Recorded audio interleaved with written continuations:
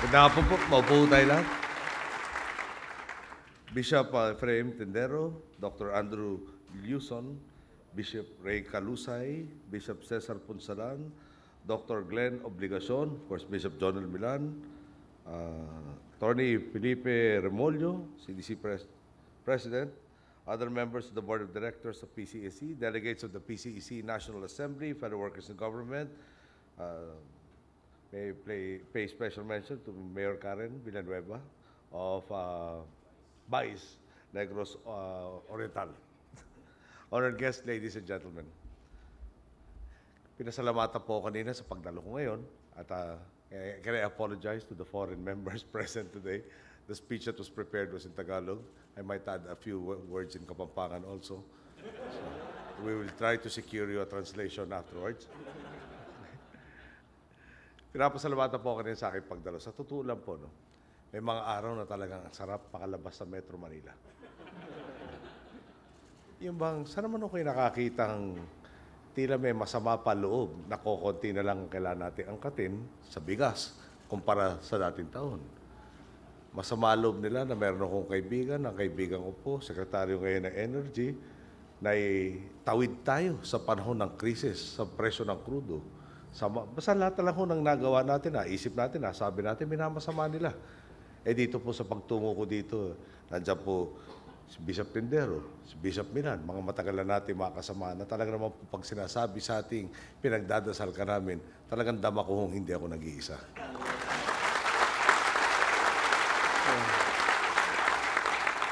So pinagagala ko po na nandito ako ngayon.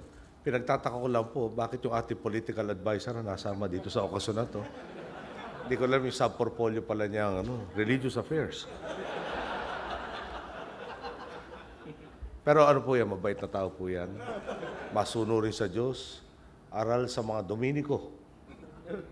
Ewan ko lang kung kinikilala pa lang aral si Ronald Llamas sa UST. Alam mo nyo, pero kailangan ko lang talaga pagdiinan. Alam ko naman marami akong mamanahin problema.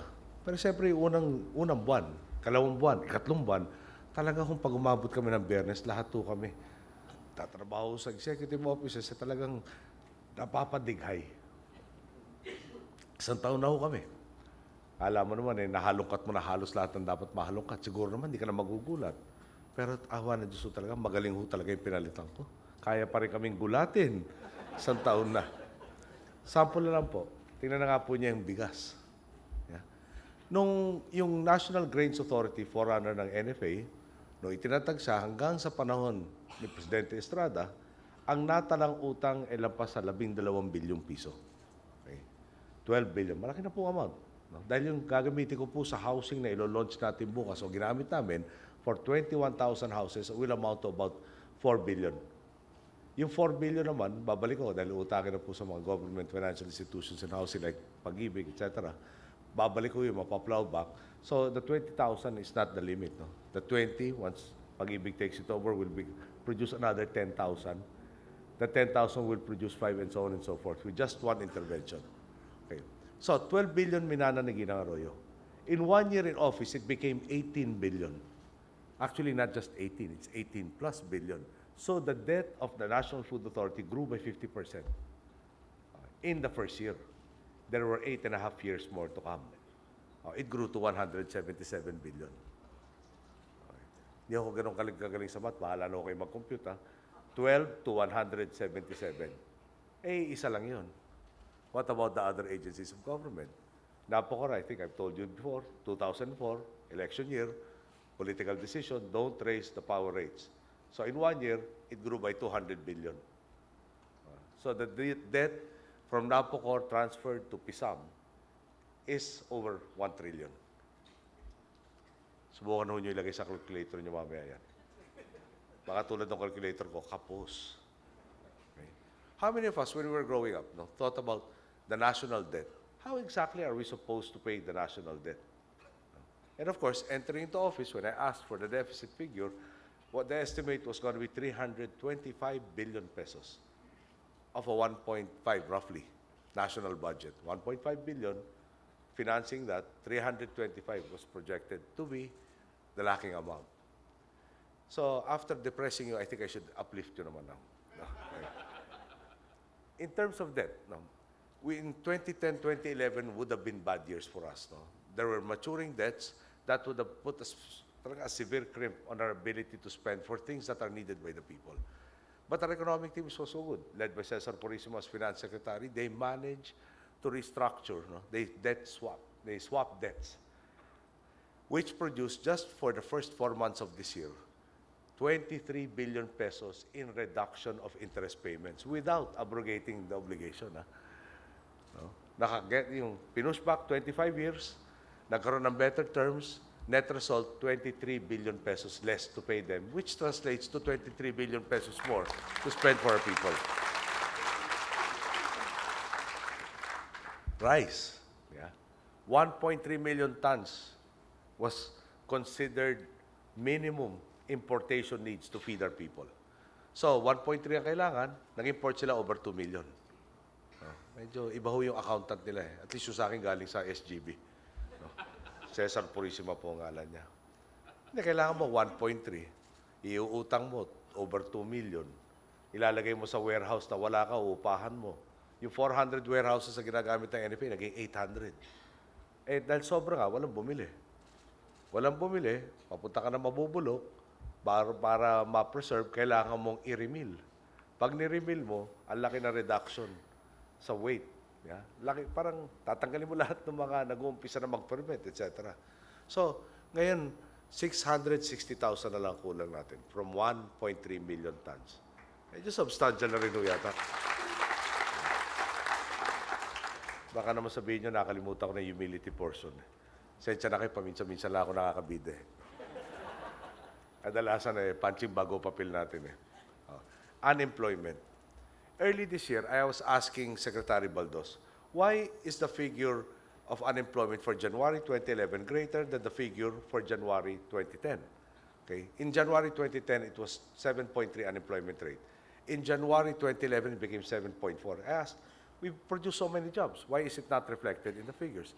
Then, of course, she reminded me of things that I forgot. Amongst them, sir, 2010 was an election year. Maungano.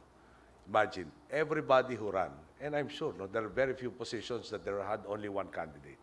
Each candidate had his campaign machinery, he employed services in the printing industry, yung advertising, yung PR, etc. How big is that? We don't have specifics on how big it is. No? But if you compare January 2010 with April 2010, yung 7.3 unemployment rate became 8 in April of 2010. Now, why April? April, end of campaign period, election na yung first week, more or less. So everybody who's participating in the campaign, wala na trabaho yun, ililipat mo na yung mga nagbabantay ng presinto, balota, etc. Okay. So 8 doon, and each 10th of a percentile translates to 90 plus thousand jobs, mga 92,000 jobs. Mas magaling ho kayo sa math, bahala na ho kayo doon. Yung 7/10 of a percent, no, times 92,000 for every percent, di ba? For every 10th of a percent. So that's quite a substantial number. Now, yung peculiarities of getting statistics there, just to remain even, you have to provide jobs also for 600,000 new entrants every year. So yung walang trabaho, madadagdagan ng 600,000 every year. Nahanap mo ng trabaho yung 600,000 at may konti plus pa doon para ma-maintain yung ratio. Okay. I am very pleased to report to you. April, yung 2010, 8% unemployment rate is now 7.2%. Okay.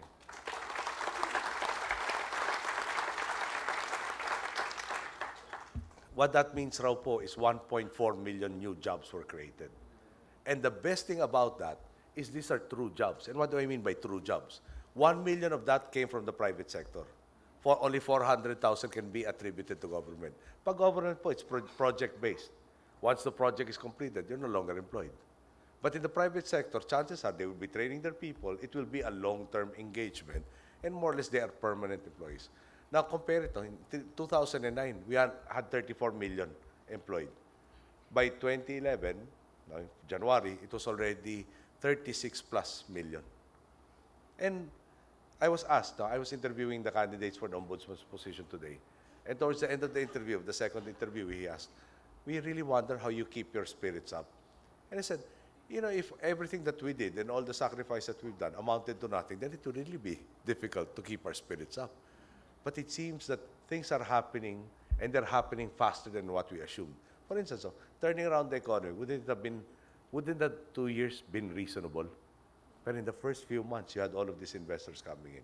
And may I add, no, if our growth slows down, of course it will slow down because of the Middle East, because of Japan. Japan, of course, is always in the top 3 in terms of trading. We have demand, for instance, for vehicles in the country, but we lack certain parts from Japan. There's a market, there's no supply, there's no sale. Okay. But even given that, conservatively, we expect our economy to grow by at least 5% this year, in spite of everything. And with your prayers, I think it will be better than 5%. We tend to underpromise. Meron po sumisenya sa akin, may 4 o'clock po kayo sa Malacanang, hindi pa nyo inuumpisahan yung formal na speech nyo. Papaspas ako na lang ito. No, but again, I just want, the central message really is this. I think some of you saw me, I was answering various text messages. That's normally mga 18 to 20 every time I get to open the phone, which translates to about between 200 to 400 a day. Meron nung nonsense, meron rin namang full of sense. No? Of course, when Bishop Donald texts me, parati hong may sense. No? So, meron kasi naman yung counterpart na talagang ano may nonsense. Sasabihin sa akin, need a loan. Gusto sasabihin, the country owes this much, will you lend us? Need a house. Sabi ko, not yet. Or yung isa naman po, I'm following up my appointment too. Sa lulo ko, sino ba nagsabi sa'yo ma-appoint ka dyan? This person, the last time I ever had an interaction with him, and I think that's the first and last, was something like 35 years ago. And out of the blue, he wants to actually be part of your board. Sabi ko, okay yan. You come out of nowhere and you think that you have an entitlement. I'm sorry. The entitlement comes from your qualifications. Okay. Puntahan na ho natin yung formal speech. Maiksi lang po to. Kasi ako lang ho masusunod. Hindi na ako babalik na Maynila. Bukas na lang eh.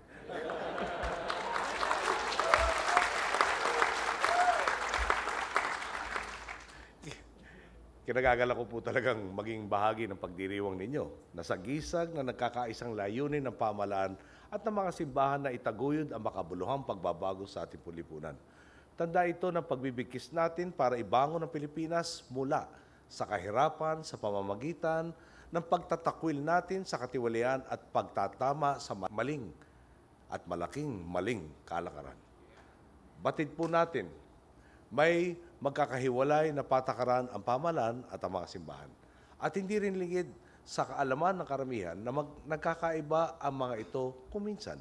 Subalit sa mga pagkakataong may 4 na milyong pamilyang Pilipino ang tila kinukulam sa pagkalam ng tiyan. Sa mga panahong mala-epidemya ang pagkamatay ng mga kababaihan sa panganganak. At sa mga oras na parabang wala ng mga konsensya ang namamahala sa mga ahensya, nagtatagpo ang tinatahak na landas ng pamahalaan at ng mga simbahan.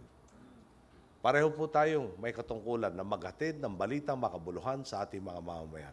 Katungkulan ng simbahan na ipabatid ang mabuting balita ng Panginoon, habang nais namang ipaalam ng ating gobyerno ang magagandang balitang bunga ng ating ipinupunlang pagbabago. Hindi po madali ang paghahatid nito lalo pat ang kinagisnang kultura ng katiwalian at sakit na kahirapan ay nagtanim ng kawalan ng pag-asa at malawakang pagdududa. Dahil sa pagkabigo ng marami at sa siklo ng pangakong parating napapako, may mga nawalan ng tiwala sa gobyerno at nakontento na lang sa araw-araw na pagtiis ng kanilang personal na kalbaryo. Subalit, sa kabila ng madidilim na kabanata, ang patuloy na pananampalataya ang nagtulak sa ating huwag mawalan ng pag-asa.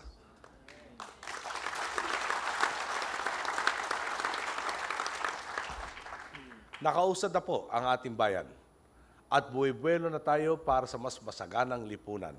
May ilan pong nagbubulag-bulagan sa mga inahatid nating magagandang balita na para bang malulusaw sila sa kahihiyan kapag tinanggap nilang mas maayos na ang kalagayan ng Pilipinas. Ipapaubaya ko na po sa Panginoon ang ginagawa nilang paghadlang sa atin sa pagtahak ng tuwid na daan. Patuloy tayong magtatrabaho at hindi na sila ang poproblemahin pa. Dahil pag-asenso ng mga Pilipino ang ating inaasikaso, hindi ang kumbinsihin silang nagbubulag-bulaga, nagbibingi-bingihan.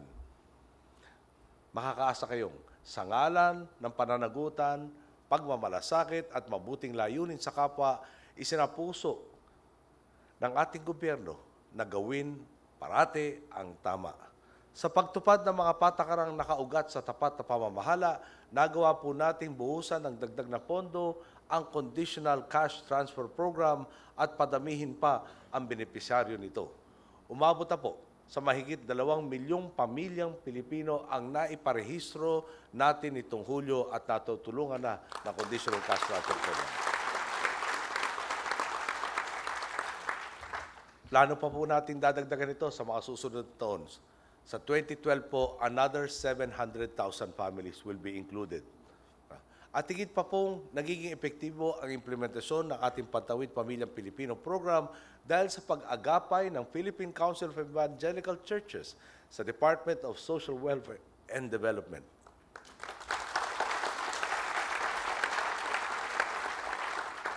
Sa pamamagitan ng iHelp, hindi nasasayang ang pamumuhunan natin para sa kinabukasan ng mga maralitang Pilipino. Maraming salamat ulit sa PCEC.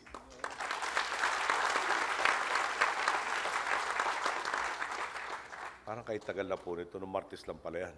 Dito lang pong Martes, nanggaling tayo sa Kapis sa Taclan para ipagkaloob ang ating social services tulad ng CCT. Bukod pa rito, inihatid din natin sa kanila ang serbisyo ng kapit-bisig laban sa kahirapan, comprehensive and integrated delivery of social services, or sa mas madaling pangalan, Kalahi SEEDS. At Self-Employment Assistance Kaunlaran o SEA-K program. Mga programang nagbibigay lakas sa mga Pilipino upang matupad ang kanilang mga pangarap sa buhay.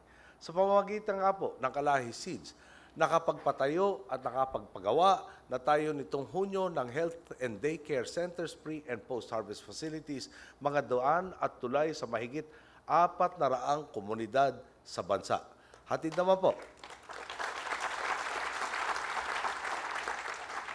naman po ng SEA-K ang pagkakataon para sa mga Pilipino na magkaroon ng marangal na pagkakakitaan. Salamat muli sa PCAC sa pagiging kabalikat ng administrasyon sa pagtugon sa mga problemang pinapasan ng sambayanan. Sa pagsuporta sa mga programang kapakipakinabang sa ating kababayang kapuspalad. Patunay itong ang inyong pagkakawang gawa ay hindi lamang puro salita. Nariyan ang programa ninyong pabahay para sa mga nasalanta na sakuna at para sa mga kinailangang lumikas mula sa peligrosong mga lugar. Sa pamamagitan naman ng inyong Philippine Relief and Development Services or PhilRads, pinatunayan ninyong maasahan kayo muli ng DSWD at ng sambayanan sa tapat at maayos na pamamahagi ng relief goods sa mga biktima sa panahon ng sakuna.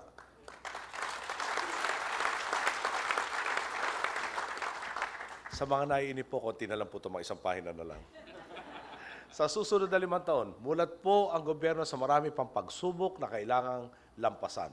Kaya naman patuloy natin isusulong ang mga reforma ng walang pag-iimbot dahil naniniwala tayo sa aral at halaga ng pagtitiis at pagpapakumbaba. Makakaasa po kayo sa gobyerno naglilingkod ng wagas sa Panginoon at sa bayan. Kasabay ng nasisilayan na nating liwanag ng bagong pag-asa ay ang magaganda at mabubuting balita na nais na nating ihatid sa taong bayan. Wala pong kaduda-duda. Abot tanaw na natin ang kasaganahan at kaunlaran. At total naman po, tinulungan na nyo. Kung papakapal na po ako ng mukha, hingi pa akong konting tulong. No? Yung ating laban po sa korupsyon, papunta na po tayo kung matuturing doon sa huling yugto or final chapter. Magsasampa na po tayo ng mga sakdal sa kinaukulan, talagang ibubuso lahat ng ating kakayahan para magkaroon ng mga conviction at makulong yung may sala.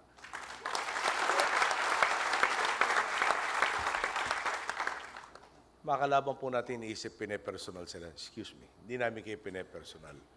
Paniniwala po natin, hanggang walang nakukulong, para na rin nagsalita tayong manigurado kayong malaki ang makulimbat nyo para siguradong tuloy ang ligaya nyo. Hindi po pwede yan. So, ano ba yung pakiusap ko sa inyo? Ito talaga magbubuhusan ng lahat. Ang galing, talino, lahat ng abilidad. At dito magkaalamanan na sino nga ba magtatagumpay. Bigo tayo kung matatalo tayo sa tamang laban na to. Kaya kailangan po namin ng dagdag po yung dasal dahil kailangan namin talaga ng tulong mula sa Panginoon na ito magiging sobrang masalimuot na bakbakang huling yugto talagang palapit na ho ng palapit. Kami po matagal na namili. Pwede namin isakripisyo ang aming sarili, iaalay namin ang aming buhay para sa ating bayan dahil kami naniniwala may tamang kalalagyan ang sambayan ng Pilipino at itong makatunggali natin dinala tayo sa kabaliktaran.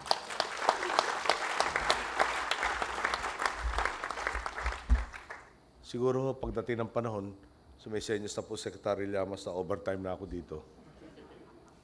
May iwan ka naman yata, Ronald, di ba?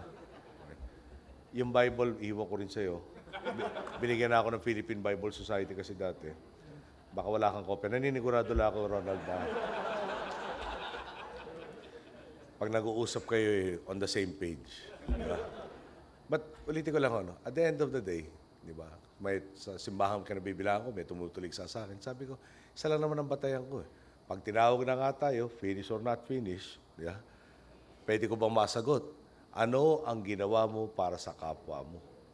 At palagay ko, dapat every time masagot ko, lahat ng pwede maigawa para may asenso, may bangon, mapaganda ang oportunidad, ang sitwasyon sa buhay nila, pinilit po natin mangyari. Kailangan ko pong minimum na masabi, ginawa ko lahat ng kaya kong gawin. Maganda nga po. Maraming salamat sa inyo.